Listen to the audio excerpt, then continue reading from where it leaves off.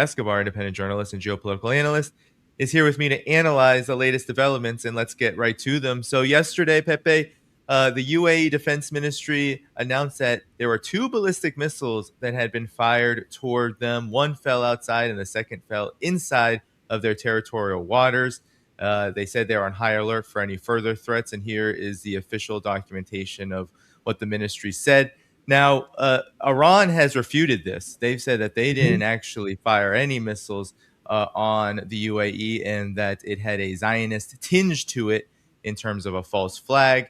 The UAE responded by imposing an embargo on Iran over these missile attacks. But one thing is for certain, Pepe, is that Iran is actually on the offensive. They're going on an offensive posture in this war. They said if the United States strikes again, that they are eyeing targets now even beyond the current scope of the theater, potentially on European targets, including targets in Bulgaria, Cyprus, and the undersea fiber optic cables in the Strait of Hormuz, which would, of course, have global ramifications.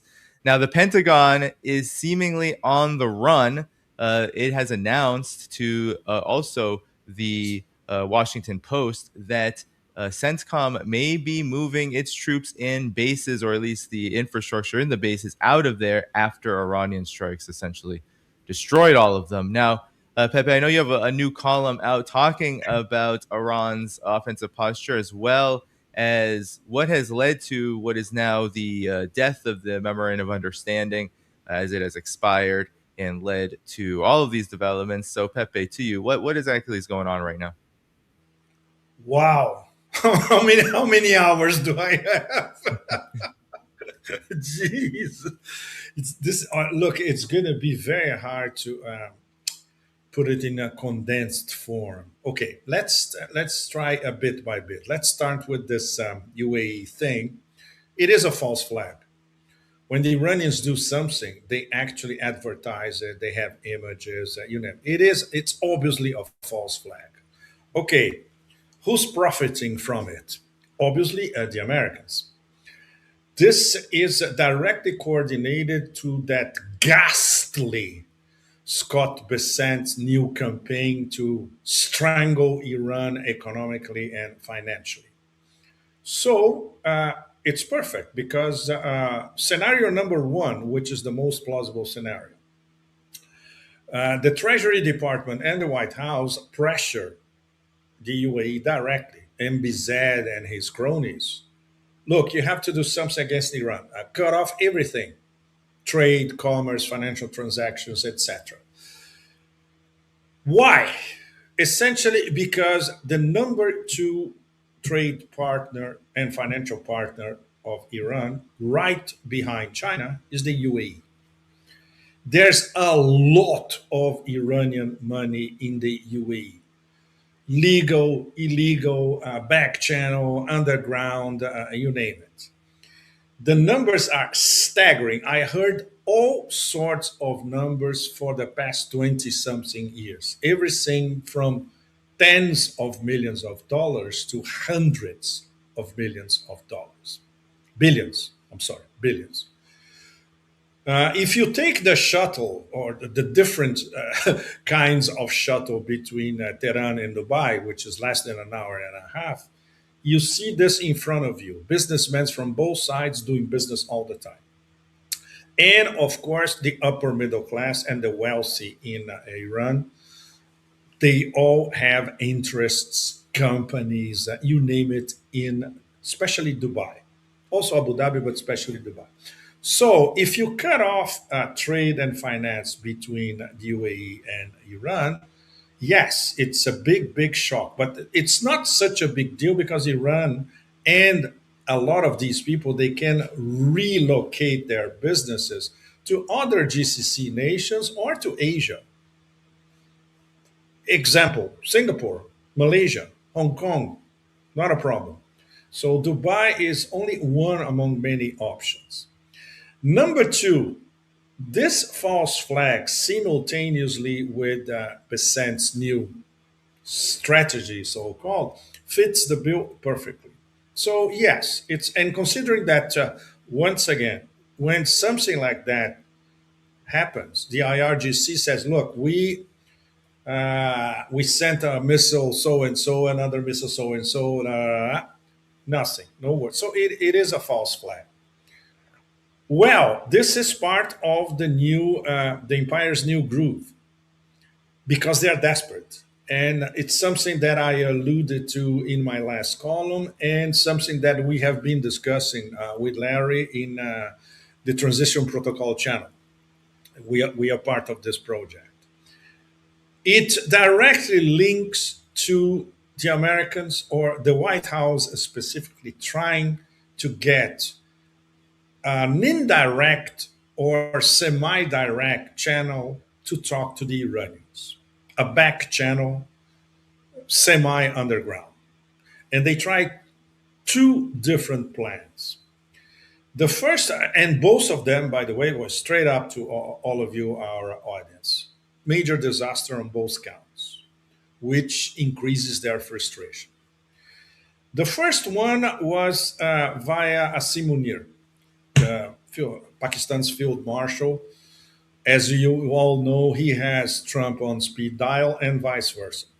And our Pakistani mediator friends, many of the people who pass information to Larry and I, they confirmed and reconfirmed that Trump calls Asim Munir virtually every day because he wants a channel so he can talk to somebody very well placed in the Iranian government and obviously do some Trumpian thing.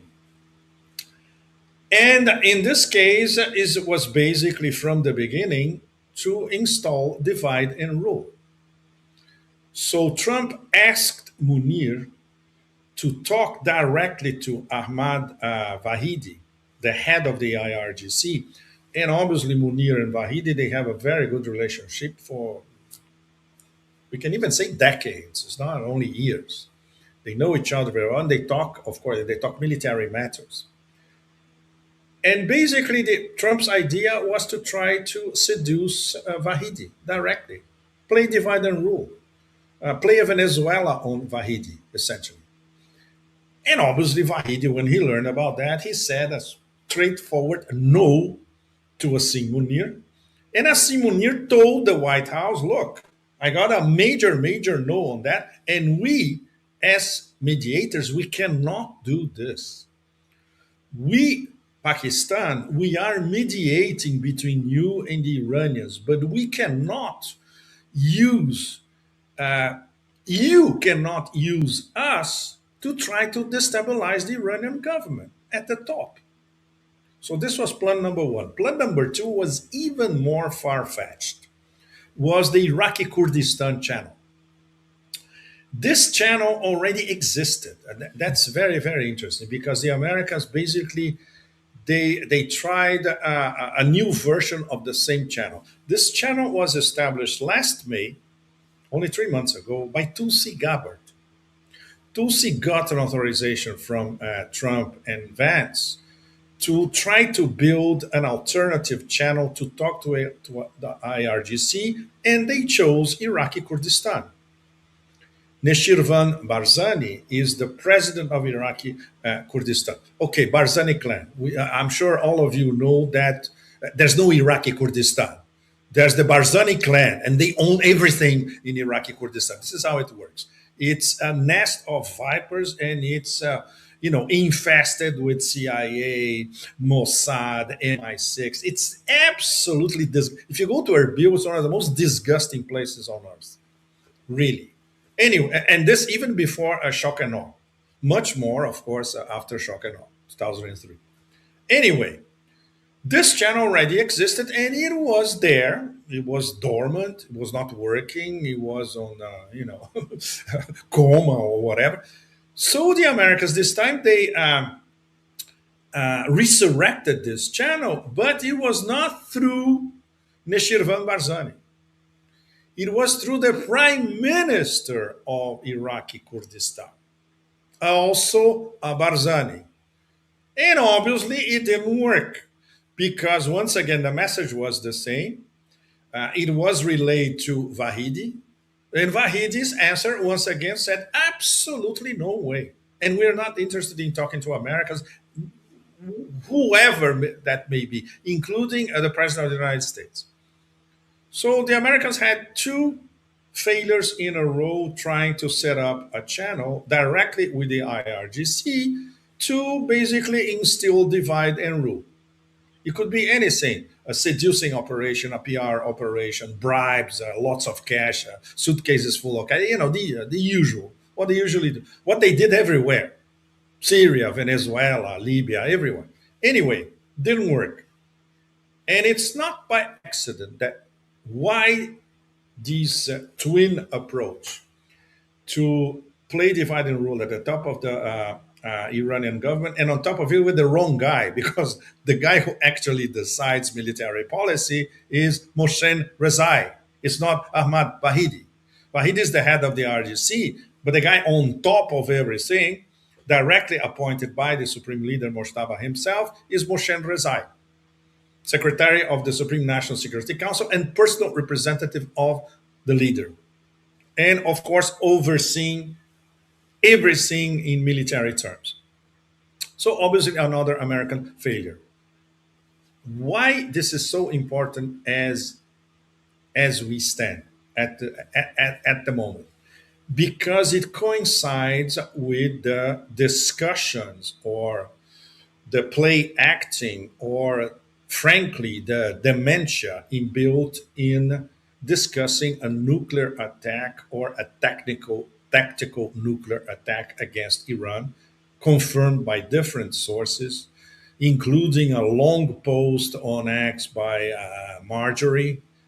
So this means, yes, and these people know that this is being discussed, and it's not this past few days. This has been discussed for a while, and now it's back, including, this was not officially confirmed, of course, Trump asking directly to the generals, I want a nuclear attack, and the generals say, no bloody way. So this is where we are. So it's a very good reason for once again Trump resuscitating the nuclear attack gambit, because the two plans that he had to try to basically destabilize the Iranian government at the top, they failed. And that's why, Danny, we are in a much, much rougher situation now than we were 2, 3, 4 days ago. Again, it's another it's another form I'm sorry of escalation ladder.